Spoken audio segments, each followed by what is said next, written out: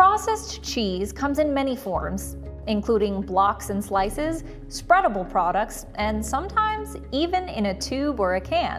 They standardize the milk, they get all the milk together because in the supermarkets and places like that, they want a product that tastes very similar every day.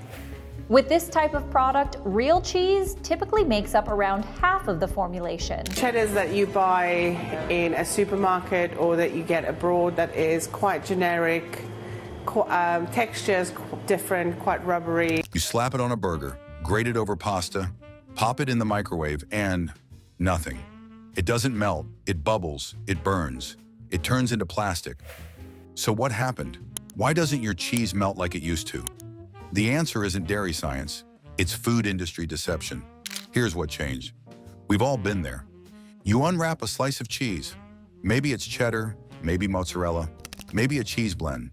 You toss it on a hot burger or slide it into your grilled cheese, and instead of that familiar creamy melt, it just sits there. Maybe it curls, maybe it browns, but it doesn't ooze, it doesn't stretch, it doesn't act like real cheese. Something feels off. And it's not your stove, it's not your technique, it's the cheese itself. Because the truth is, much of the cheese on American shelves today isn't really cheese at all, at least not in the way it used to be. So what happened? To understand the melting mystery, we have to look at how cheese was originally made and how modern manufacturers slowly broke it apart. Traditionally, cheese is made from milk, enzymes, salt, and thyme. That's it. When done right, it results in a simple, beautiful product that melts smoothly due to its balance of moisture, fat, and protein structure. It bubbles and stretches when heated. It fuses into sauces. It blends into pasta. It covers pizza like molten gold. But then the food industry stepped in. In a bid to cut costs, increase shelf life, and boost production, major brands began modifying what they called cheese.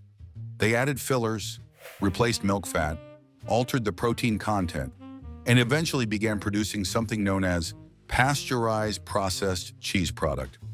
Yes, that's the real name. What is processed cheese product? It's not legally allowed to be called just cheese anymore. This is the stuff found in many American singles, pre-shredded bags, and even store-brand blocks. It might contain less than 50% real cheese, with the rest made up of whey, milk protein concentrate, modified food starch, artificial colors, preservatives, and emulsifying salts. Sure, it looks like cheese, tastes sort of like cheese, but melted, it behaves more like plastic. Why? Because the structure has been engineered for stability, not meltability. Real cheese breaks down under heat, the fat melts, the proteins relax, it gets gooey. But processed cheese is built to hold its shape under pressure, to slice better, to ship better, to sit under a heat lamp without breaking down. So when you try to melt it at home, it just refuses. Or worse, it separates into an oily puddle and a rubbery blob, and it gets sneakier. Ever noticed how pre-shredded cheese seems dry and dusty compared to block cheese? That's because it's often coated with anti-caking agents like potato starch or cellulose, sometimes derived from wood pulp, to prevent clumping. But those same agents interfere with melting. That bag of shredded mozzarella that turns to chalk on your pizza, it's not your oven, it's the additives. And when manufacturers skimp further, using low-moisture cheeses blended with plant oils or fillers, the melt suffers even more. What you end up with isn't cheese, it's cheese-flavored dairy matter.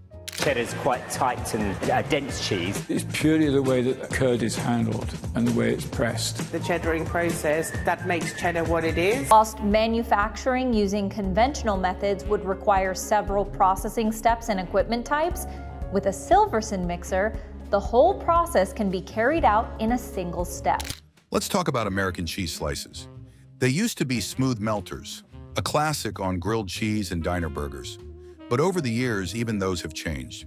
Modern brands have cut costs by swapping out milk fat for vegetable oils.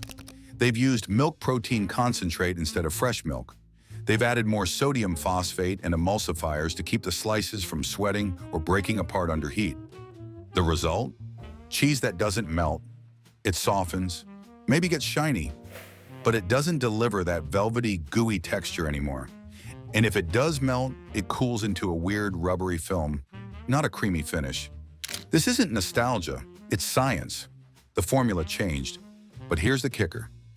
These changes were intentional, not for your benefit, but for profit and convenience. Supermarkets wanted cheese that lasted longer without refrigeration. Fast food chains wanted slices that held their shape under heat lamps. Manufacturers wanted to use cheaper ingredients and still charge you the same price. So they redesigned cheese to meet business goals. Not flavor, nutrition, or melt quality. The USDA lets them get away with it, because as long as it meets minimum dairy content requirements, it can still be marketed as cheese product or cheese food. But don't be fooled.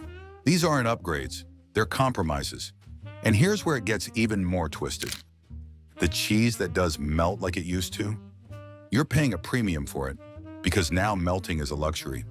Look at higher-end brands. Imported French Brie, Italian mozzarella di bufala, Vermont cheddar aged 2 years. These are the cheeses that still perform under heat. They melt, they stretch, they become liquid velvet. But they also come with a price tag 2 to 3 times higher than the shelf-stable blocks in plastic wrap. Why? Because they're made the old way, with real milk, natural cultures, and time. No fillers, no shortcuts, no flavor simulators. Just real cheese. So how do you fight back? Start by learning how to read the labels. If it says, pasteurized processed cheese product, pasteurized processed cheese food, imitation cheese, cheese blend, it's not real cheese. It may look like it, it may taste close, but it won't melt the way it should. Also beware of cheese snacks that use dairy powder and oil.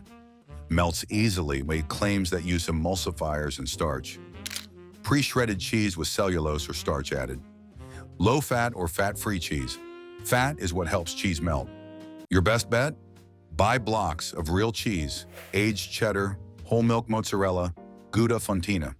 Grate it yourself, store it properly, and watch how it transforms under heat. And if you're wondering why this matters, because this isn't just about grilled cheese sandwiches. It's about trust. It's about expectations. It's about being sold a product that pretends to be something it's not. They didn't warn you when they changed the formula. They didn't say they swapped milk for powder. They didn't ask before replacing cheese with cheese product. They just assumed you wouldn't notice. But you did. That burger didn't hit the same. That lasagna didn't stretch the way grandma's did. That cheese sauce had a weird aftertaste. You noticed? And now you know why.